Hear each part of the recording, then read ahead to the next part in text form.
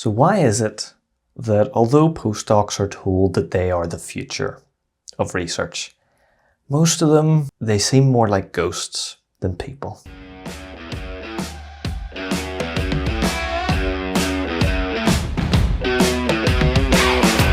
Hello, my name is Dean and I'm on a mission to turn academics into proper adults. So why do I call postdocs ghosts? I see dead people.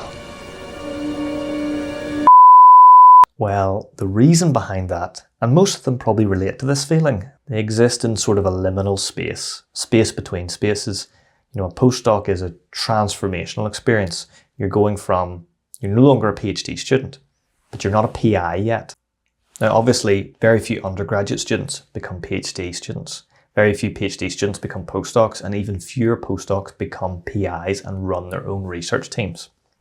A lot of postdocs you speak to actually have no interest in becoming a PI. Their interest lies in doing the lab work. They love working in the lab. They don't want to become a PI and end up as more of an administrative person than the person who actually gets stuck in and does the experiments. Now, a few of the postdocs actually do want to become PIs, and that's fair enough. Then they're on the right path.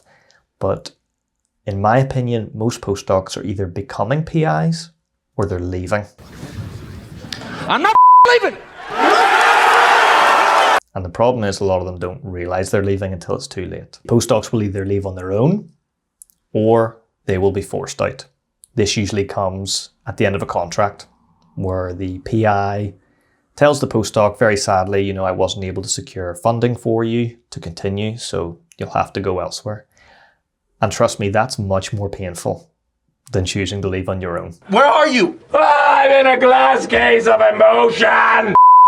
I've talked to thousands of postdocs, and it's funny how most of them feel like they alone are struggling with some of these issues. Job security, feeling that they're overqualified for a lot of the other jobs, or that they would have to take a substantial pay cut if they left academic research. They all think they're the only ones struggling with this and the only ones debating whether or not to stay or to leave.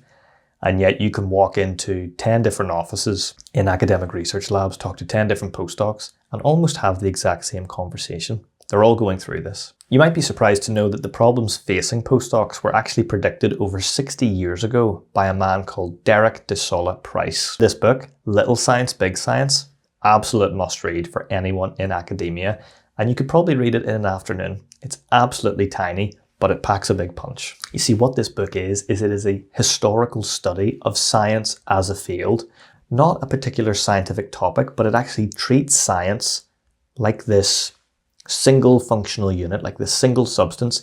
It treats it like a bacteria and studies how has it grown over the last few centuries.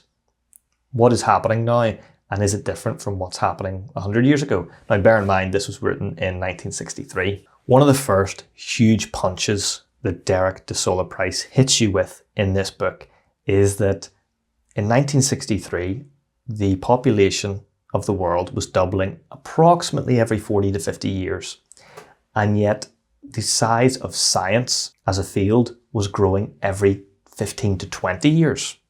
So how did he actually measure that? Well, he looked at the number of scientists, so the number of PhDs given out each year, and the number of scientific publications. If you looked at either, you would get this doubling rate of 15 to 20 years. So when you plot this on a graph, you actually find that the growth of science as a structure is not linear, it's exponential. And that leads to this next punch, which is 80 to 90% of scientists who have ever lived are alive today. Bro, what are you talking about, man? Okay, when you first hear that, you think that's absolutely impossible. But when you think about that exponential growth of science and how every 15 to 20 years, the number of scientists, the number of scientific publications is doubling. Most scientific advancement is happening right now. Most scientists who have ever lived are alive now. Now, a few of you might be thinking about what I just said about how the number of scientists doubles every 15 to 20 years, and yet the number of the population of Earth doubles every 50. Okay, so doesn't that mean eventually we're going to reach the point where there's more scientists than people? Where everyone's a scientist? Well, the answer to that is no. Okay, if you know anything about bacterial growth, they grow exponentially, but what that means is eventually they hit a plateau. Okay, It tapers off. Now that is the crisis. That's the postdoc crisis. The crux of it anyway is this tapering off. You see, we're producing more PhDs every year, and every decade, 2 decades, we're producing twice as many as the decades before, and yet the number of faculty positions, the amount of grant money available to fund research, that's not doubling every 20 years. Quite the opposite. A lot of universities are actually reducing the number of staff because they're facing economic hardship. So what does that mean for the postdocs? It means more competition from other postdocs and less money available. You see, gone are the days of a lone scientist sitting in an attic or a basement, working away creatively with their own genius, being funded generously by a patron, let's say. That doesn't happen anymore. You see, in the era of big science, patrons have been replaced by grant committees, okay, who decide and regulate who gets the money.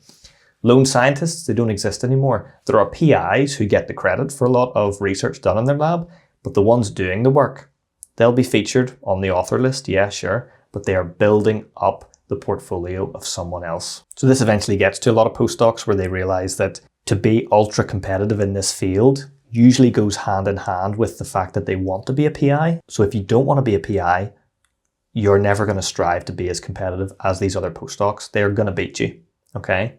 And that's what I mean when I say you're either becoming a PI or you're leaving being a postdoc and you're eventually going to be something else. And there's nothing wrong with that. In fact, to double down on this, one of the next right hooks that Price comes out with in Little Science, Big Science is that the majority of science is done by a small minority of highly productive and eminent scientists. Now, the way he tracked this was he looked at the number of papers published every year and the number of scientists that published them.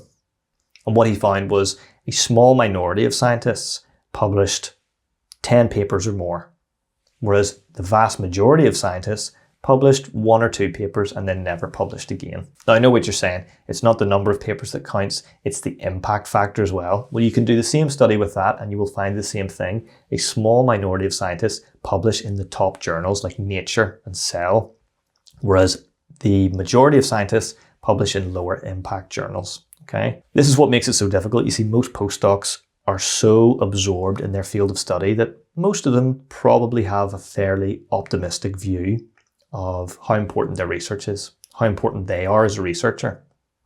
And yet most of them will tell you they've not published in Nature, okay? And they don't publish hundreds of papers in their lifetime. They publish a handful, okay?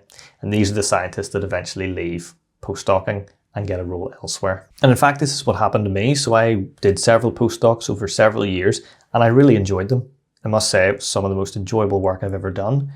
But yeah, we're on contracts now. Postdocs work on contracts. They're not permanent members of staff. Okay, they might get their name first on the publication, but they don't have job security. They used to work on 3 to 5 year contracts. Now most contracts are 1 year and they'll be extended 6 months at a time. And that's just no good. When you have a mortgage, maybe you have kids, maybe you have people depending on you. 6 months at a time is not good. Okay, how can you focus on what you're doing when you're already 1 foot out the door?